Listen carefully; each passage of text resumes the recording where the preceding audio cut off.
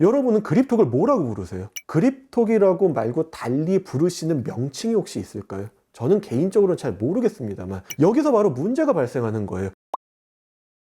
여러분, 오늘은 최근 계속 이슈가 되는 문제 하나를 얘기해 드리려고 해요. 오늘의 문제는 바로 그립톡 사건입니다. 여러분, 그립톡 아시죠? 그 폰 뒤에 붙여 쓰는 건데 그 고리 같은 게 달려 있어가지고 그 들고 다니기 편하게 쓰는 물건 있잖아요. 뭐 손가락에 걸기도 하고 그러는 제품 아시죠? 근데 이 그립톡이라는 이름이 최근에 크게 문제가 됐습니다. 심지어 저 개인적으로도 최근에 이 문제로 저한테 상담을 문의하신 분들이 상당히 많았어요. 그래서 한 번 정도는 언급을 드릴 필요가 있다고 생각을 하게 되었습니다. 뉴스까지 나왔거든요. 그래서 오늘은 이 사건이 왜 문제가 되는지 말씀을 드리니 여러분들도 들으시면서 같이 한번 고민해 보시고 댓글로 의견을 나누시는 것도 좋겠습니다.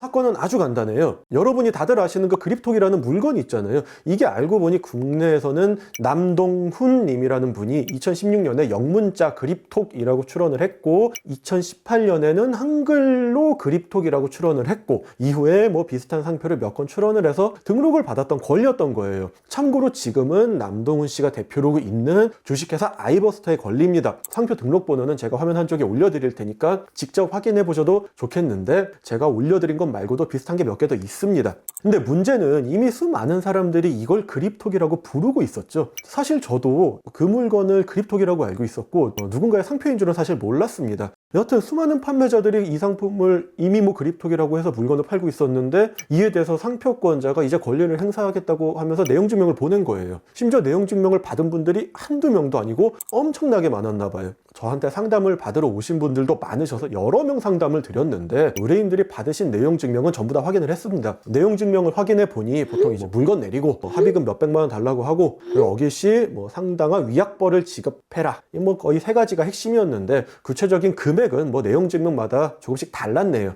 자, 오늘은 두 가지를 설명을 드릴 거예요. 첫 번째, 상표권자가 상표권을 행사할 뿐인데 이게 왜 상표법상 문제가 되는지. 두 번째는 경고장에 포함된 뭐 합의금이나 위약벌 이런 거에 관한 얘기예요. 자, 여러분, 상표법에는 아주 중요한 내용이 있어요. 그게 뭐냐면 보통 명칭이나 관용 표장은 상표로 등록받을 수 없다는 내용이에요. 심지어 이미 등록이 되었다면 무효로 할 수도 있어요. 해당 조문은 상표법 제33조 제1항 1호랑 2호에 있는데 화면 한쪽에 그 내용을 올려드릴 테니 보시면 좋겠어요. 네, 근데 이것만 보시면 복잡하니 아주 쉽게 설명을 드릴게요. 자, 먼저 보통 명칭이 뭐냐? 예를 들어 설탕 같은 거예요. 여러분, 설탕이라는 문자는 그 설탕이라는 상품의 보통 명칭이니까 그걸 누구도 독점해서는 안 되잖아요. 따라서 여러분이 상표 출원을 할 때 상표 표장을 설탕으로 하고 그 지정 상품을 설탕으로 하면 등록받을 수 없다는 얘기예요. 자, 관용 상표가 뭐냐? 어떤 상표가 사람들 사이에 어떤 상품의 상표로 인식돼 버린 거예요. 말이 어려우니까 예를 들어 드릴게요. 여러분, 호치키스 아시죠?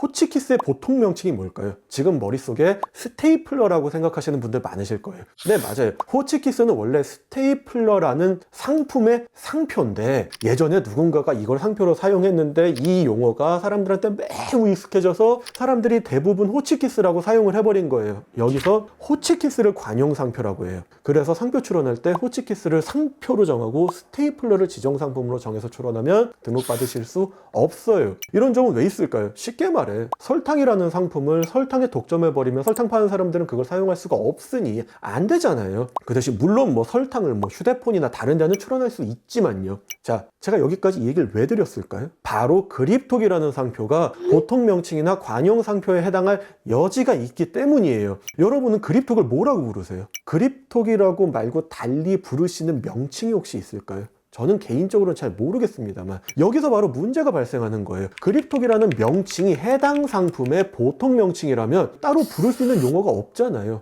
그러면 그립톡의 독점권을 인정하면 안 되겠죠. 별도의 보통 명칭이 있는데 이제 모두가 그립톡이라고 불러서 그게 관용적으로 사용이 된다면 관용 상표에 해당할 것이니 이 역시 누군가에게 독점시키면 안 된다는 거죠. 물론 이 상표가 과연 여기에 적용될지 여부는 제가 이 자리에서 판단할 수 있는 것은 아니고 다양한 주장과 증거를 통해 법원에 의해서 판단이 될 것이지만 제 생각에 분명히 이 쟁점이 문제가 될 겁니다. 결국 결론 얘기 드리자면 법원을 판단을 받기 전까지는 이 상표권은 유효해요. 그러니 원칙적으로는 사용하시지 않는 것이 맞아요. 그리고 법원의 판단 결과 그립톡이 만약에 유효하다면 마음대로 사용하시면 안 되고 이 상품을 부르는 명칭은 뭐 따로 나와야겠죠. 하지만 만약 누군가가 그립톡에 대해서 등록 무효 심판을 청구해서 상표가 무효가 된다? 그러면 누구든지 그립톡이라는 상표를 사용할 수 있다는 거예요. 그러니 만약 조언이 필요하신 분들은 저 같은 전문가를 찾아오시는 것이 좋겠네요. 상표법상은 이런 쟁점이 있다는 거 참고해 주셨으면 좋겠습니다. 자, 그럼 이제 두 번째로 많이 궁금하실 문제인 합의금과 위약벌에 대한 얘기를 좀 드려볼게요.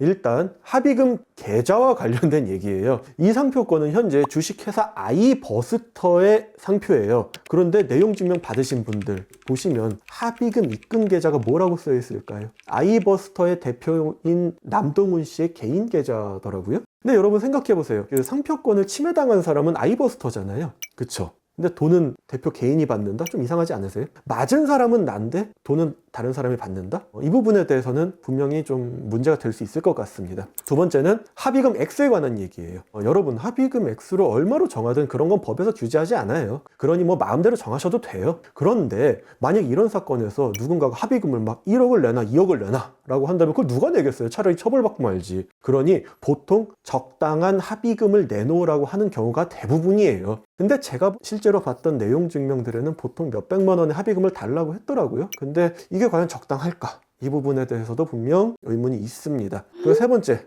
위약벌입니다. 여러분 내용 증명에 위약벌 포함되어 있다고 했죠. 근데 어렵고 복잡한 법논리 아니면 위약벌에 대한 정의 규정 이런 거는 일단은 배제하고 결론만 말씀드릴게요. 위약벌이란 건 두 개밖에 없어요. 뭐냐? 전부 유효 또는 전부 무효예요. 자, 그럼 전부 무효란 어떤 경우일까요? 보통 위약벌이 이 사건에 비해 과도하게 측정된 경우 법원은 전부 무효다 라고 하고 있어요. 그럼 이런 사건에 1,000만 원의 위약벌을 만약에 요구했다면 그건 유효할까요? 아니면 5천만 원의 위약벌을 요구했다 만약에 그럼 유효할까요? 제 개인적인 경험상 이 사건 내용 증명에 포함된 위약벌은 좀 과하다는 생각이 사실 듭니다. 하지만 제 생각이고 법원은 이거에 대해서 어떻게 판단할지 모르겠네요. 그러니 여러분들은 이 사건에 대해서 내용 증명을 받으셨다면 그걸 대응함에 있어서 전문가의 도움을 받으시면 분명히 좋을 것 같습니다.